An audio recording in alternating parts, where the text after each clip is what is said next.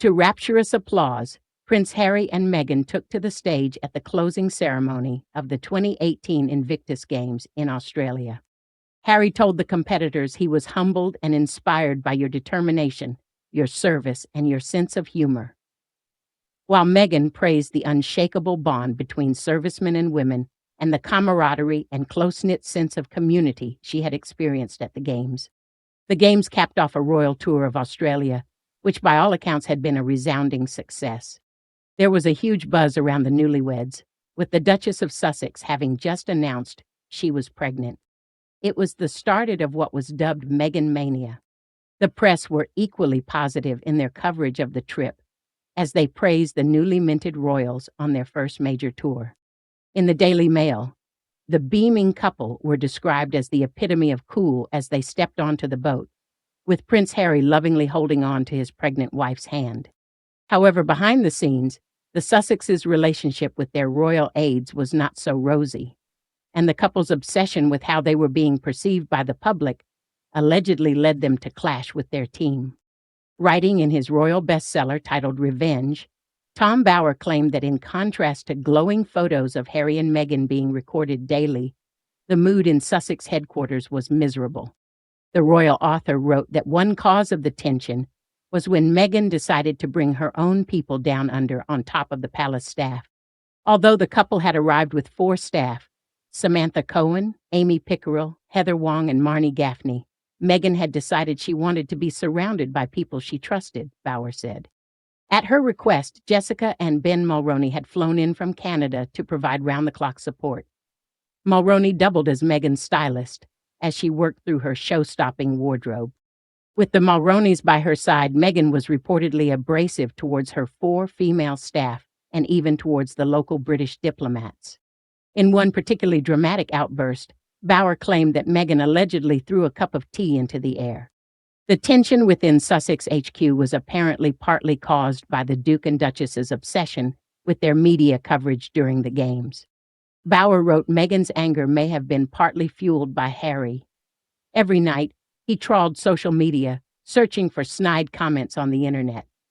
Every morning, he and Meghan turned on their phones to surf the internet.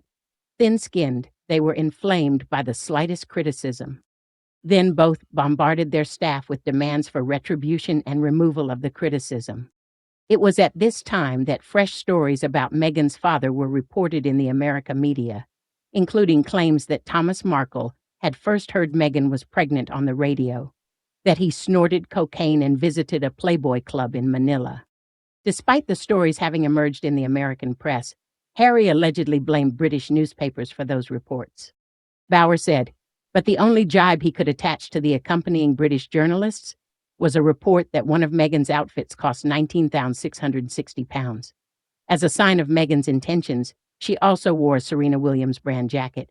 Soon afterwards, it was promoted on Instagram. This coverage still angered Meghan, causing her to become irate and blaming the senior royal aide Jason Knopf and his staff for not suppressing the story's Hollywood style. Her mistake, she would lament, was believing them when they said I would be protected, Bower wrote. He added, unsurprisingly, Meghan's fury influenced Harry's attitude towards the small British media contingent accompanying the couple.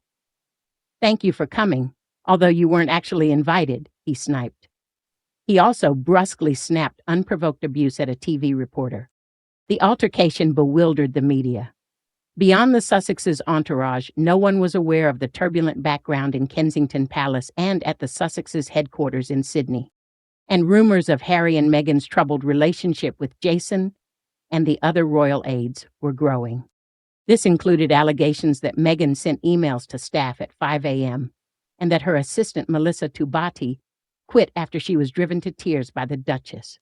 But no falling out was as dramatic as the one which occurred between the Duke and Duchess of Sussex and Jason. In fact, Meghan's falling out with Jason was so bad that the Duchess did not even let him know when she was making a surprise appearance at an award ceremony, much to the anger of the royal press pack. Writing in his biography of the royal staff titled Courtiers, Valentine Lowe claims Meghan deliberately undermined him in a very public way, leading to some awkward moments for both the Duchess and the aide. Lowe said that ahead of their trip to Australia in the autumn of 2018, Harry and Meghan's working relationship with Jason was over, but he remained employed by the couple until March 2019, despite having little to do with them. Before he publicly stood down, Meghan was already spotted out and about with her new royal aide Christian Jones, showing in a very public way who her new golden boy was. Lowe wrote, "The royal press pack were very put out that they had not been told of this appearance in advance, and several of them did not hesitate to express their feelings to Nauf. But the reason the communications secretary hadn't given them prior warning about the appearance was because he also did not know Meghan was attending the ceremony before she was on stage. On top of this, Meghan also allegedly refused to let Sam Cohen or her assistant private secretary, Amy Pickerel, tell Jason about the event. It was an astonishing example of how badly their relationship had deteriorated that Meghan did not even trust him to keep a simple confidence," Lowe said.